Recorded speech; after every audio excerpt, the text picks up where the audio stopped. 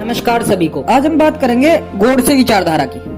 तो साल 1947 देश का बंटवारा हो चुका था और देश के बंटवारे होने के बाद की मनोदशा यह थी कि कुछ हिंदू शरणार्थी पाकिस्तान से भारत आए और भारत में आकर उन्होंने मस्जिदों में शरण ले ली। इसके बाद जब उन्होंने मस्जिदों में शरण ले ली तो गांधी जी ने आमरण अनशन में गांधी जी ने कहा, अगर हिंदू वर्ग मुसलमानों वर्ग तय वो मस्जिदें खाली करके नहीं देगा तो मैं अपने प्राण त्याग दूंगा। जिससे गोडसे काफी हद तक नाराज हो गए, क्योंकि गोडसे का कहना था कि अगर आप इस साइड मुस्लिम संस्कृति को बचाने के लिए आमरण अनशन कर सकते हो तो आपको पाकिस्तान की साइड भी हिंदुओं पर हो रहे अत्याचार के खिलाफ बोलना चाहिए था, आपको उसके खिलाफ आवाज उठानी चाहिए थी। क्योंकि उस वक्त की दशा यह थी कि उस समय पाकिस्तान में हजारों हिंदुओं को दिन रात जलाया जा रहा था और एक रिपोर्ट के अनुसार एक दिन में 13,000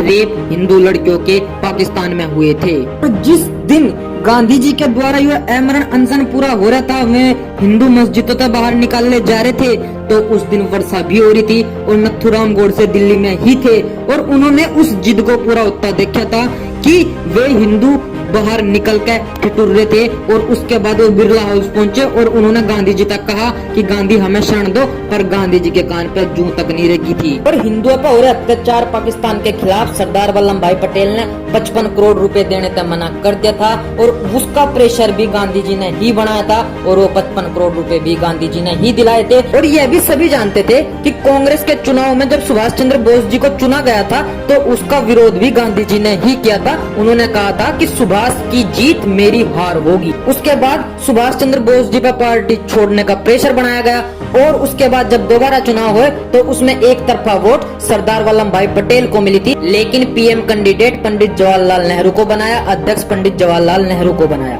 इसके बाद भी न जाने कितनी बार महात्मा गांधी पाकिस्तान गए, जिन्ना से मिले, लेकिन एक बार भी उन्होंने इस चीज का जिक्र नहीं किया। और इन सारी घटनाओं से गोडसे बहुत हद तक आहत था और इसी के ऊपर विचार करके उसने सोचा कि अगर भारतीय राजनीति का उदय करना है, भारत का विकास करना है तो गांधी को मरना होगा।